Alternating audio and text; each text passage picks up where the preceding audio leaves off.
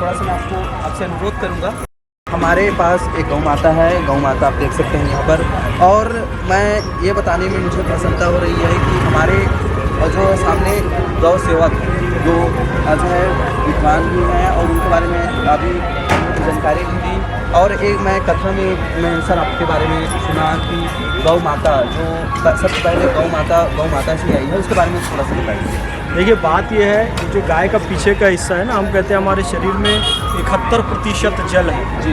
यदि हम गंगा जल प्रतिदिन पिएंगे तो हमारे शरीर का जल शुद्ध होगा, लेकिन गंगा जल के समान पवित्र है गोमूत्र। यदि आप गोमूत्र का पान प्रतिदिन करते हैं तो आपके शरीर का 71% जल सदा शुद्ध रहेगा।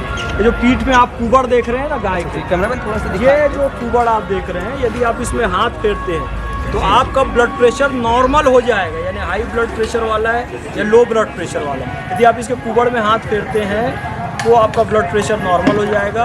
देसी गौ माता की ये विशेषता है कि इसका कुबड़ होता है, इसमें सूर्य केतु नाड़ी होती है, सूर्य का प्रकाश सीधा इसमें आता है, इसलिए इसका दूध, दही, घी, गोबर, गोमूत्र पीलापन लिया हुआ रहता है।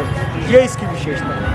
आपने देखा, आपने जाना कि गौ माता को गाय कैसे कहते हैं, और अपने बारे में अपने इतना जो है मतलब बचपन से आप लगे हैं गौ सेवा में, अपने अनुभव के आधार पे थोड़ा सा अनुभव के आधार पे बताइए कि किस प्रकार से संघर्ष करना पड़ता है इस जो है गौ सेवा करने में, और थोड़ा सा इसके बारे में बताइए। देखिए, आप कोई भी शुभ कार्य करेंगे ना, राम जी निकल के बता दिए कि राम जी जब निकले तो ताड़का, सुबाहु, मारीच, तमाम तरह के राक्षस आए, लेकिन शबरी भी आई, हनुमान जी भी आए, निषाद राज जी भी आए। इसी तरीके जब हम गौ सेवा करेंगे बहुत अच्छे लोग भी मिलेंगे, बहुत बुरे लोग भी मिलेंगे, लेकिन हमको बहुत अच्छे लोग मिल गए तो बहुत प्रसन्न होकर अपने अहंकार में नहीं आ जाना है, और बहुत बुरे लोग मिल गए तो हमको अपना मोटिवेशन डाउन नहीं कर देना है, वहाँ तो उत्साहित नहीं हो जाना है।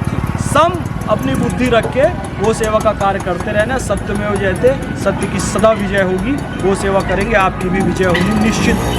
मेरा हमारा जो देश है, भारत का देश है, जब आज़ाद हुआ 15 अगस्त 1947 को आज़ाद हो चुका है, लेकिन कोई भी सरकार आ रही है, केंद्र सरकार में हो या राज्य सरकार में है, किसी भी प्रकार से गौ सेवकों के लिए गौ हमारी जो माता है, गाय है, उनके लिए किसी प्रकार से अच्छी नीति, अच्छी कानून नहीं बना पा रही है। इस पर क्या कारण हो सकता है? देखिए, अंग्रेज़ों के आने के पहले से लेकर जब मुस्लिम शासन भी रहा लंबे समय तक, उसके पहले राजपूतों का शासन रहा, मौर्य शासन रहा, गुप्त शासन रहा।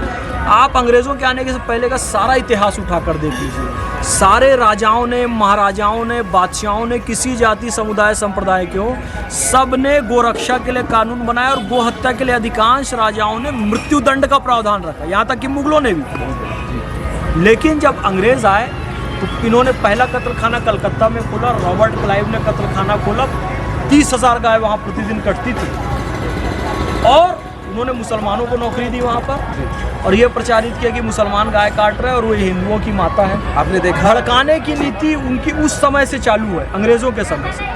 हमारे जो राजनेता हैं ना, अभी आज़ादी के 70 साल के बाद, ये सब अंग्रेज़ों की फूट डालो राज करो की नीति को फॉलो कर रहे हैं, जो कि हिंदू मुसलमान में भेंट डाल रहे हैं, गाय को हिंदू मुसलमान का विषय बना रहे हैं। अरे गाय हमारी सेहत का विषय है, गाय इस देश की आत्मा का विषय, हमारी कृषि का विषय है। आज कैंसर हो रहा है क्योंकि भूमि में इतना यूरिया पेस्टिसाइड जा रहा है, गाय का गोबर गोमूत्र बचा सकता है। इस विषय पे काम करे सरकारें, गोरक्षा पे काम करें जी, तब हम बच सकते हैं। इसको हिंदू मुसलमान की तरफ डाइवर्ट ना करें, मेरा यही कहना है। धन्यवाद, बहुत ज़्यादा आपका धन्यवाद, आपने इतना समय दिया। तो देशवासियों, हम लोग जानेंगे आखिर गौ को माता क्यों कहा गया है। इस्लाम में उसको बहुत अच्छा दर्जा भी दिया गया है, तो बहुत हर धर्म में उसको अनोखा दर्जा दिया गया है। उसके लाभ क्या क्या हैं? हमारे गौ सेवक हैं, हमारे जो प्रोफेसर भी रह चुके हैं, अध्ययन कर चुके हैं उस पर, तो जानेंगे इसकी क्या क्या लाभ है। देखिए, हमारा शरीर बना है पंच तत्व से जी, और गौ माता के होते हैं पंचगव्य।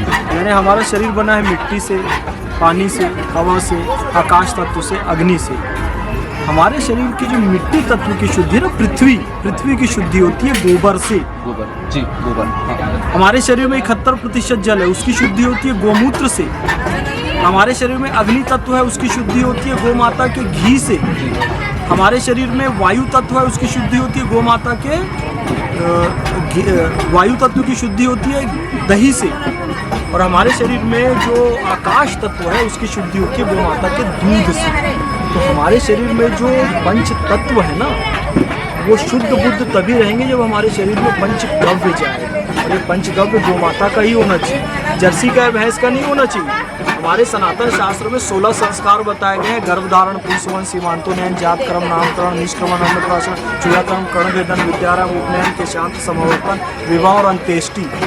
और इन सब में पंचगव्य को अनिवार्य किया गया है। कम से कम जीवन में और अंतिम संस्कार के समय 16 बार आपके शरीर में कम से कम पंचगव्य जाना चाहिए। वैसे तो रोज जाना चाहिए, लेकिन 16 बार अनिवार्य कर दिया गया है, क्योंकि गाय का लाभ है। हमारे शरीर जो है ना, क्या कहते हैं उसको, हम क्या है, प्राणी है, प्राणी है, हमें प्राण है। लेकिन डॉक्टर क्या देता है, विटामिन की गोली, कार्बोहाइड्रेट की गोली, प्रोटीन की गोली। आप प्रोटीनी हो, विटामिनी हो, कि आप प्राणी हो, आप प्राणी हो। तो प्रोटीन विटामिन कितना भी आप मजबूत कर लो, जब तक प्राण तत्व तो मजबूत नहीं होगा तब तक ये दुनिया भर की जो बीमारियां हैं ना, नाम नहीं लूंगा, ये सब ठीक नहीं होने वाली। प्राण को मजबूत कब होगा, प्राण जब पंच तत्व मजबूत होगा, और पंच तत्व मजबूत होगा पंचगव्य से, जो कि गोमाता की कृपा से ही प्राप्त हो सकता है। ये देशवासियों, आपने जाना कि जो गौ माता होती है उसकी सबसे बड़ी लाभ होती है। तो आप भी जो है आप बोलते रहो, आप भी जो है पूरे देशवासियों से निवेदन है कि आप भी गौ सेवा करें, गौ को आगे बढ़ाएं, उनकी सुरक्षा करें। सर, मैं ये भी जानना चाह रहा हूँ कि गौ की जब सेवा करते हैं लोग, बहुत सारे लोग, तो उनके बारे में थोड़ा सा संदेश दे दीजिए। मैं यही संदेश दूंगा, आप लोग गौ सेवा करते रहिए। बहुत सारी कठिनाइयाँ भी आएंगी, लेकिन सत्यमेव जयते, सत्य की हमेशा विजय होती है। मेरे पास भी बहुत सारी कठिनाइयाँ आती हैं, लेकिन सत्य की विजय होती है, हमें संतोष मिलता है। तो गौ सेवा ज़रूर करें। गौ सेवा आपको इस लोक में भी तारेगी और परलोक में भी तारेगी। बहुत बहुत धन्यवाद। धन्यवाद सर, आपने समय दिया और भेंट मुलाकात को बहुत बहुत धन्यवाद। भेंट मुलाकात में आज आकर मुझसे भेंट कर, भेंट मुलाकात खूब उन्नति करे, तरक्की करे, आप लोग खूब स्वस्थ रहें, आप दीर्घायु रहें। गौ माता से यही प्रार्थना करते हैं। देशवासियों, आप सबको से अनुरोध करते हैं, आज हमारा जो देश है धर्मनिरपेक्ष है, सभी धर्म के लोग रहते हैं।